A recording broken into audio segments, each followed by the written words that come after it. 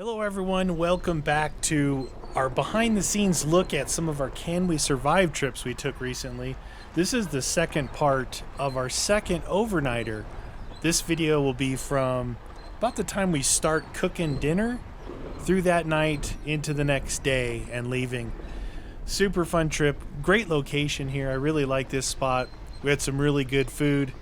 Great times, memories, all that stuff. So sit back and enjoy. All right, well, it's about 3 o'clock. It is time for Chef Niels to start the menu for today.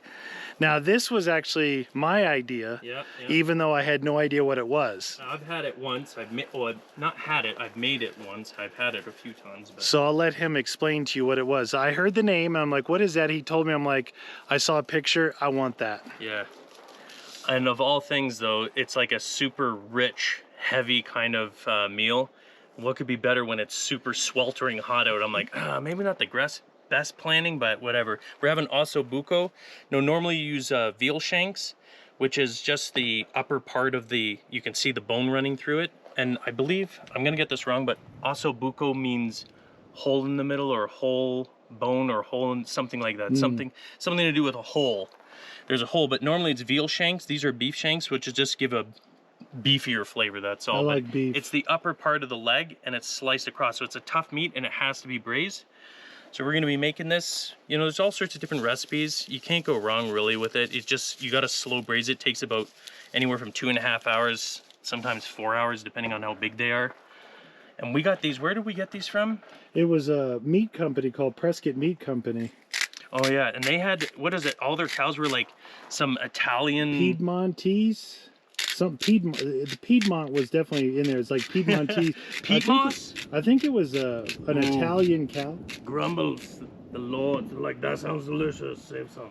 We got some thunder coming in. So the cow in the picture looked like he worked out. He was jacked.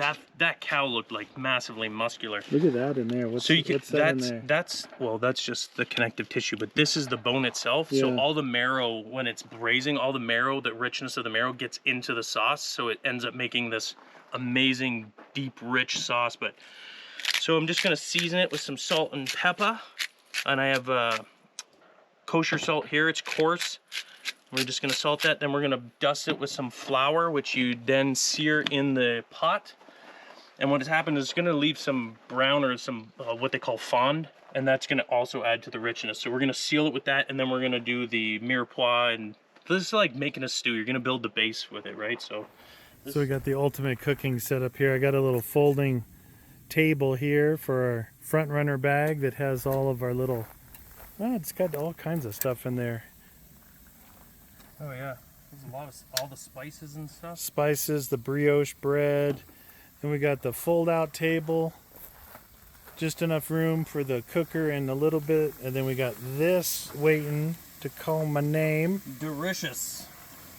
Got a little, what'd you call this stuff? Mirepoix. Mirepoix going. Or I think in Italian they call it sofrito. I call it carrot, celery, and onion. There you go. But that is where it's all at right there. Yeah, really this is just... Step one. This is just making the meat taste better, that's all. Then we got the Jeep with its awning out perfectly. The back there, you can have another table there if we want. Got the Land Cruiser over here, chilling. Keeping my windows open so I can get some ventilation in here sooner. Got a little suppressor sneaking out right there in case anyone wants to come for dinner. And the beautiful forest. It's a nice spot. Yeah, it's a good really spot. Nice spot. I actually like this one better than the other one. Yeah, it's a good spot. Completely different mountain region. And we got a breeze. And a breeze. And we have thunder going on in those clouds, but if you look, it's all blue everywhere else. So it's just this one cloud here, and it won't rain. I want it to rain, but I don't think it will. So where are we at with this sauce? We are basically just, I like to simmer the tomatoes down a little bit just so it kind of breaks them down, although they're going to be in there for 2 hours, but we're basically almost ready for the meat to go in. I'm just going to add a little bit of chicken stock, which I use unsalted, not because I'm against salt, but because I like to control the salt. So these also have salt all over them. So when you put it in, you don't want it over salty. Like if you're using salted this and then salting that and then salted whatever, you can end up having it like way too salty and then it ruins it. You guys could just smell this right now. The garlic. I also put oregano and some basil in it. And we've got some rosemary and fresh thyme that we're gonna put in it. It's gonna be delicious. What time is it? What time is it? Thyme, as you said. Thyme. What thyme is it? Yeah, I think that's... Smells really good. We're at least another hour out, right? Yeah, at least another hour. So I actually had to get out some paracord. The wind. Put it to some rocks on these two because the clouds have intensified and the wind is intensified, but it's a cool wind. And it looks dark on the screen. It's only 5 o'clock and it gets dark here at like 7:40. So storm clouds. we've lost everything. But it's so nice out. It's like perfect weather, right? Oh, it's temperature-wise, it's great. Look at this camp. This is like a perfect camp. Little L shape. We got bear meat in the middle there. Also, buco, we're gonna have some fried potatoes. No, this is bear meat right here. This yellow thingy. So we've been simmering. Simmering for 2 hours. Yeah, but listen very closely to the awning. Well, I'm sure they can hear that. So my prayers have been answered. It's raining a little bit, not much. But the good thing is the whole sky has turned dark, right? Yeah. Yeah, it's much cooler. It's actually really comfortable right now. Do you feel how cold the rain is? Yeah, it's refreshing. It was so hot earlier. If it was this temperature, it'd be perfect. Yeah. Like all day. It's actually like, this is definitely good weather here. And it's just a little bit of rain, which is perfect because the forest is going to come alive with smells other than this cow dung over here. I can already start smelling it. Yeah. That's the Ossobuco. Oh. This forest smells delicious. It smells delicious. So this is a much better camp. We've decided much better camp spot than we did a couple days ago. Just because, I don't know, it was fun driving here, a lot of variety, but it's nice and flat where we're at, and it's really kind of open. You can see any mountain lions approaching the yellow tent. You're not gonna hear them at night. And we also got rain. The other night when I was boiling in here, I talked about it a little bit, I was hot, and I was praying, I'm like, please just rain, because the rain on the roof would have put me right to sleep. I love rain. People in areas like you got, they're like, well, when it rains here, it rains for 3 days straight. Here it doesn't do that. It comes down and then it stops. It'll come down heavy, light, whatever. I don't even mind that. Like, I mean, I go for hikes every single morning, but on those other days, like I said, those sleep sounds, I always have rain. Rain puts me right out every single time. And so when it's really raining out, we crack the window and I just listen to it naturally and I'm like, whoop. Well, that and here, like if you live in Arizona, any rain, any water is a blessing. We always need it. I mean, this is a desert. And then the whole place comes alive. That's why monsoon season is so good. Like right now, look at how green everything is, you know? And that's just from our monsoons hitting and getting some water up into these real arid areas. I love it. What would be cool is if a stream came through camp, hit your tent, washed you into that creek. I've had that in Algonquin Park. I've woken up with, I actually had to get up with like those mini shovels and literally dig a trench around and direct the water away. It was that bad. It was miserable. He's digging a moat. No, not good, not fun. This is actually, it's not hitting me. At first the wind was blowing it, blowing this way, so the awning wasn't really helping. But now, are you getting hit with it? No, I was just enjoying your helping. I got a whiff of Ossobuco and I'm like, oh,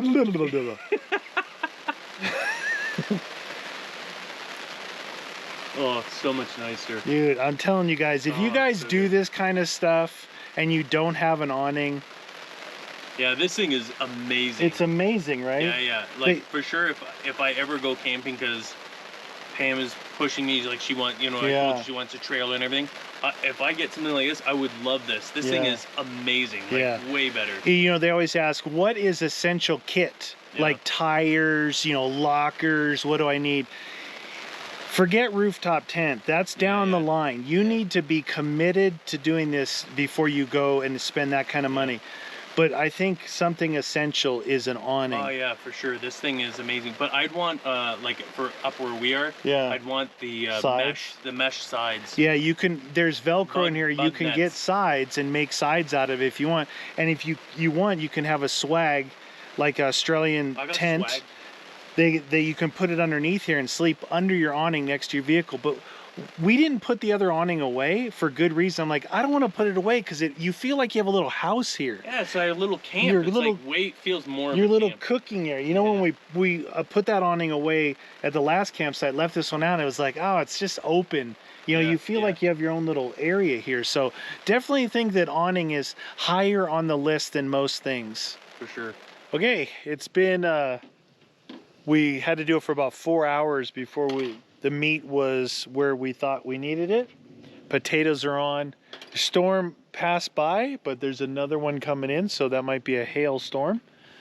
It's getting dark, so if it's really dark under here. We gotta eat now.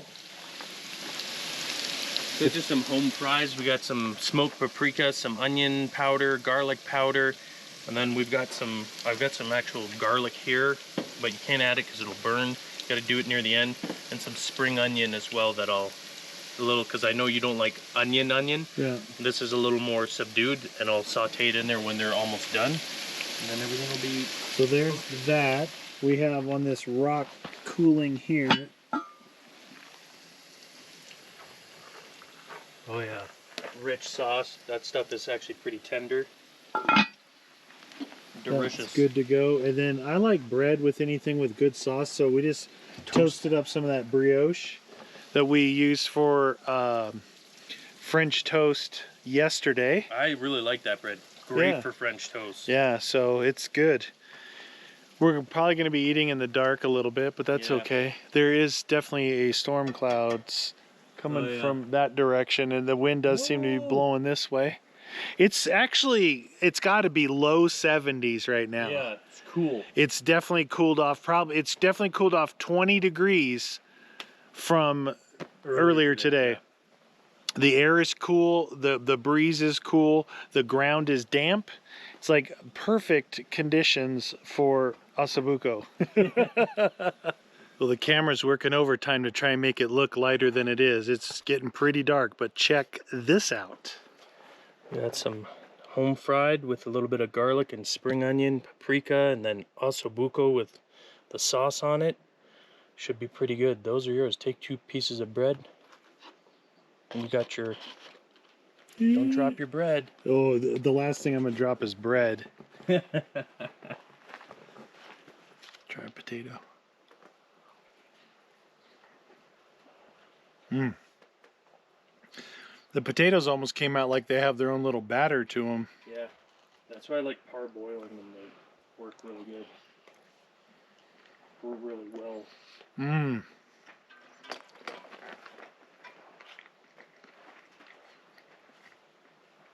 That's really good. I'm a huge pot roast guy, right? Yeah, yeah. This has a different taste to it. The meat is totally different than the pot roast meat, obviously, but it's an interesting difference. That's really good. You see how that just cuts with the dull edge of this spork? Spork.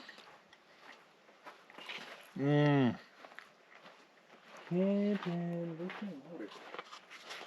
Wow, so you ever go camping and have ossobuco in your camp? Taste it. I'll move over to you. Yeah. Oh, there you go. Is it hot? The potatoes are still pretty hot. Meat's fine. Oh yeah. Oh yeah, it's tender, eh? Right? Yeah. It's different though. Like I'm picturing pot roast, but this meat, because it's such a different cut, is totally different, right? But in theory, It's kind of the same thing, you know. You're simmering pot roast like 4 to 6 hours, just like this. You know? Yeah. Same idea. And this is the leg, right? So it's it's a working muscle, obviously the legs. So it's a very tough muscle. You see that? Veal has a less of a beefy flavor. This is beef shank instead of veal shank, but you know, we had what we had, right? I guess I'd like to try both because it's a lot in that same family of roasts that I really like. So try the bread, dude, just by itself. It's amazing how good this bread does just eating it like that. Oh, it's still moist. It's moist inside. It's kind of sweet almost, like a little bit of sweetness. I think that's what added to that French toast.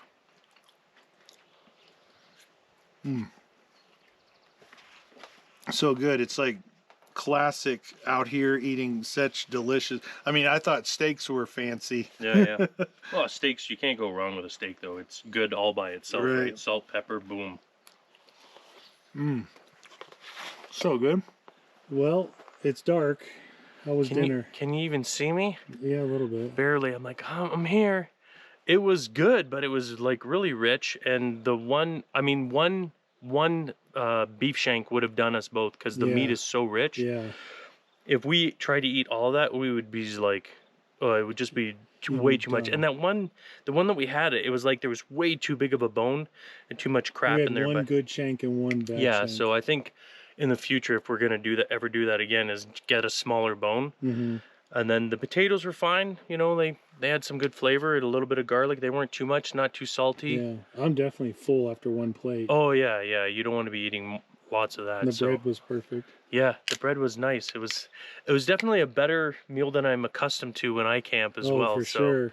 You know, but it was good. Yeah, it just took a long time. Yeah, a long time. Took about over 4 hours. For sure. To get it right tender. And then there was the big, I was just disappointed in that one. And it was expensive to get that beef too. It was like an Italian cow. Yeah, exactly. Like, and I was like, man, there's just so much like tendons and stuff. And there was extra bones. Right. I'd never had that in Ossobuco before. I think he had the last one and maybe no one bought it. Yeah. I don't know, but it was still tasty though. Still pretty good. It's true.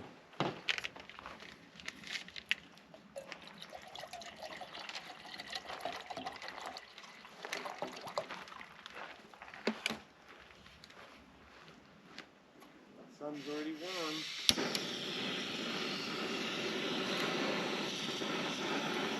Good morning. It's time for instant coffee and tea. Tea time. So it's a nice, beautiful morning. It is. It's nice. The heat's coming up already. I think it's 8:30 or so, around there. So last night at 12:40 a.m., 12:40 a.m., I looked out this window and I could see, like, not this bright, but pretty darn bright. So I woke up Niels, we came out here and we stood right here and we took pictures right through here of the moon. And I will show you those pictures and it's just incredible. I'm going to show you what it looks like during the day right here. And then we even turned around and we saw our shadows cast on the ground just like this, which I actually got a good picture of. And we took pictures of ourselves staring at some wicked pictures. Crazy looking. So right there, right up through there, so you can see.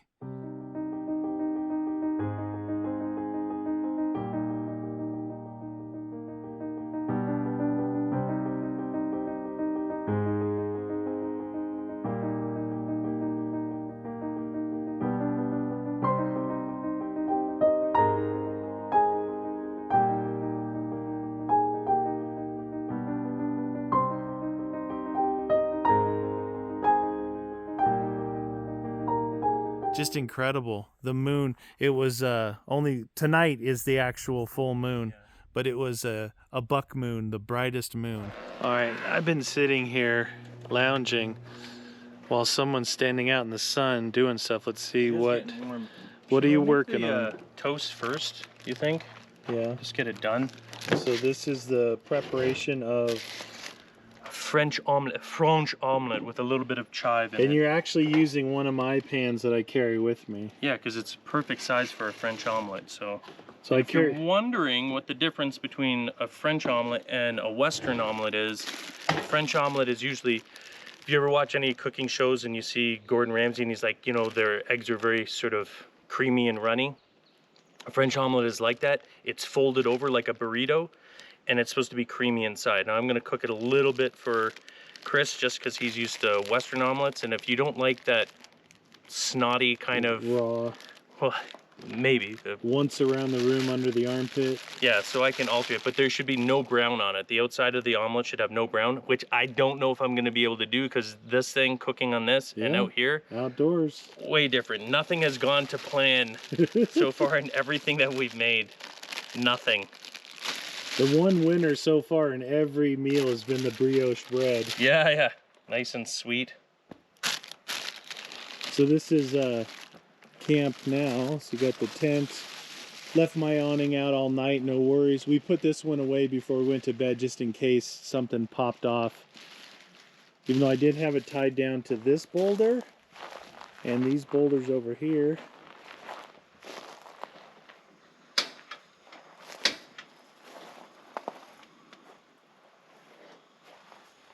But that Coleman stove has worked out pretty good. Oh, for sure. Like, ideally, I would like it like maybe a little wider. Maybe an inch or two. Like, not a lot, but just like an inch or two in the middle wider so I could get like a good sized frying pan and a stock pot on there and we'd be set. But this is like your traditional. I don't think you can get really much wider ones. Yeah.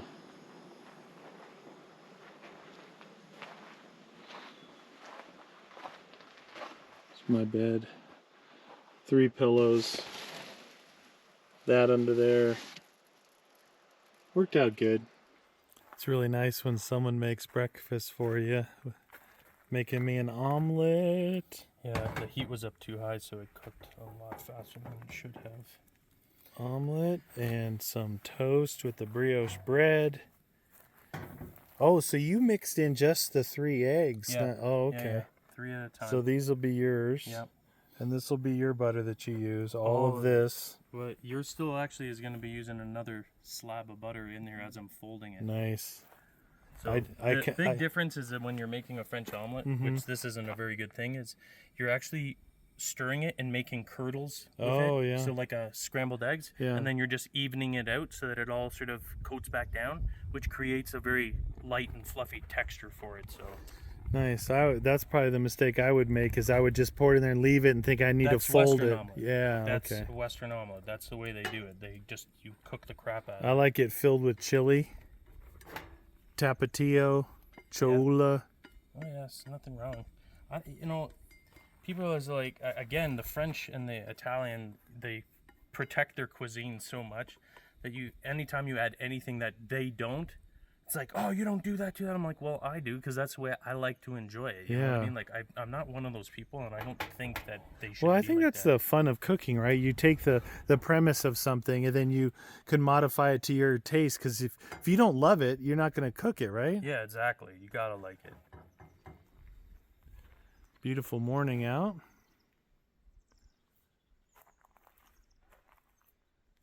This is a way better campsite than our first one. The first one was just kind of, we were off-roading so much and we just stopped. This one here, we went looking for a spot. I'm putting the pressure on him. He's battling with this small little table. I gave him one small table to work with. There's your westernized French omelet. Oh, look at that. Oh. A little bit of brown. So it's not supposed to have any brown, but...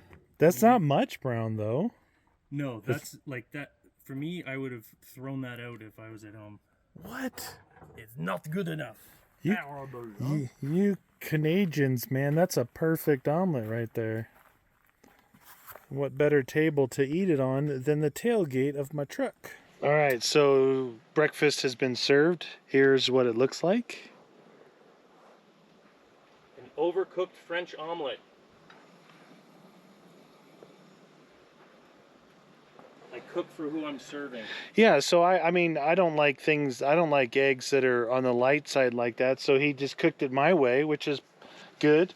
And since he did that, it allows me to put on some Cholula. Oh, yeah. I mean, who doesn't like Cholula? Cholula. Trying to do the Cholula ball with one hand is not good. Oh, that's pretty.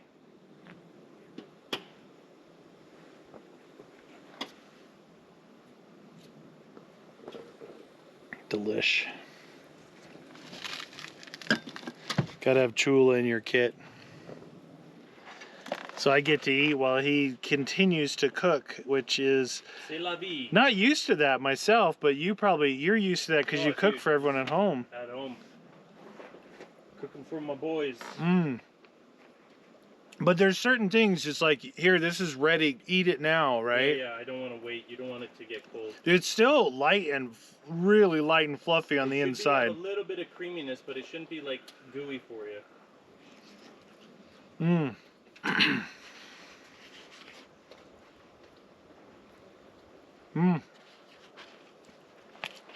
That's really good. I tell you, for me, my whole thing about it always having like Mexican type food and the Cholula, I love it so much. Probably like how people love onions. Yeah. Like, I love it. That vinegary type thing it adds to everything. Balance. It's the acid, the I love acidity. it. Like we were watching all those cooking shows. The one thing that they always say that's lacking is this needed acidity. It needed acidity to break it. When you have something like even hot sauce with acidity, it just works. I love it. I don't know, this to me is like a perfect cook because it's like light and fluffy inside. Yeah. Boom. Okay, I finished. Now here's yours, a real French omelet. So no brown on it. Wow, it's bright and hot out here. I know, in front of the You should stove. be sitting over there in the shade Shut like up. me. Yeah, I wish I was. Look at the butter's Okay, like yeah, melted. so no brown on here, so it'll be like lighter inside, Yeah, right? very creamy. Should come over here, it's nice. Oh, I've got sweat dripping down my... There's a little breeze coming back here. I finished my plate. Let's see if I can show you. Oh yeah, It's like a little bit I could see it. creamy. Runny, yeah. Yeah. So that's the way you would normally eat this. Is Probably hot. oh, it's perfect. So And some that Cholula. you wouldn't enjoy that juiciness there. Well, I wouldn't throw it away, but if I have my choice, just a touch more, like you made mine fluffy inside. Hey, you make I aim to please. You That's know, right. I don't care about the. Well, that's not a French omelet. Well, it's an omelet that he's gonna enjoy a lot more, so that's more Yeah. important. What a great breakfast in the middle of the wilderness, you know? Especially when someone else cooks it for you. We're getting all packed up right now, getting ready to head out. Actually, spent more time here today than we did the first trip. I think we got out of there by we got up at 5 a.m. Got out of there by 9:30. Got up a little bit later today because I slept a little bit better, but you look, you see the table, the tent, all that's done. Everything's in here. I got the awnings up. We got some clouds. Look at those. Clouds all right here. Good to go. Maybe a little rain, maybe hail. We'll see. This is a great spot, though. I really like this spot. Niels is out getting some pictures of different things. Like, what's really neat about these forests, well, even right here, the oak trees. So, oak tree there. Little thunder going on. So, amongst the pines, there's a fair amount of, like, oak trees mixed in. Somehow, some way, at some point in time, they were seeded. And it's that way all over these pine forests. I always find oak trees. We found something the other day, and I don't think we were filming because I was lost. Don't tell anyone. My my GPS navigation, the Overlander, has been really good. But this was on a trail I mapped when it was wintertime. It was all snowing. And I had come to a stop because of all these downed trees. It was a real tight track. And when we were on it that day, I wasn't paying attention that my little blue line stopped and I kept going. It ended up being a dead end.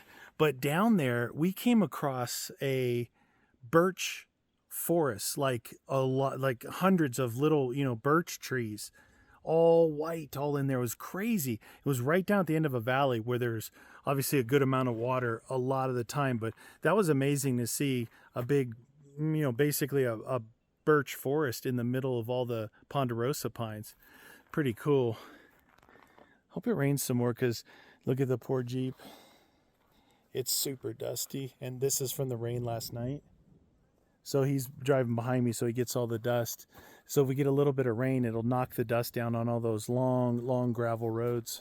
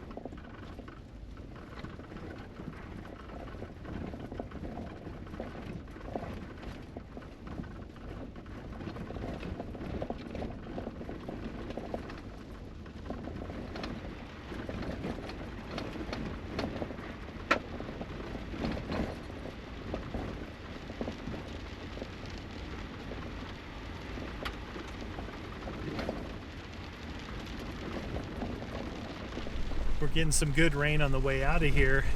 It's coming down pretty good. Just perfect timing, because we're on like this 20-mile gravel road. Well, it's not gravel, it's dirt road, and it's really dusty. But right now,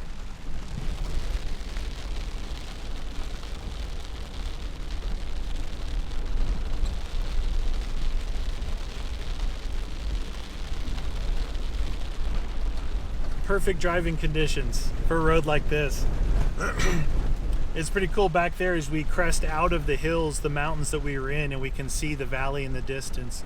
You can also see how the clouds have formed out here over the valley, because in the mountains we can't really see that well. We've got, kind of mountain cliffs on both sides of us and all the trees, but it opens up out here. You can see 180 degrees of what's going on with the weather.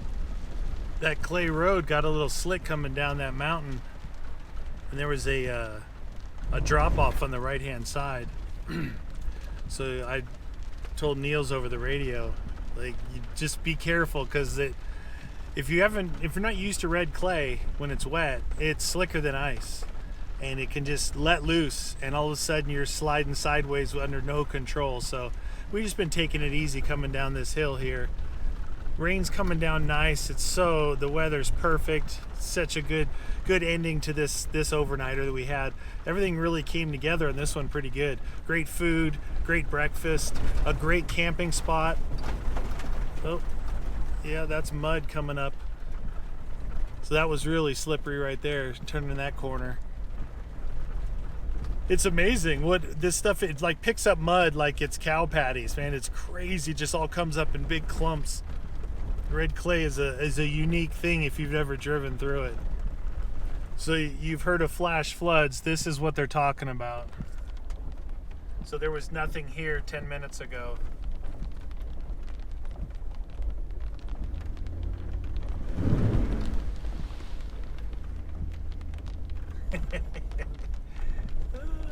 that Niels does back there.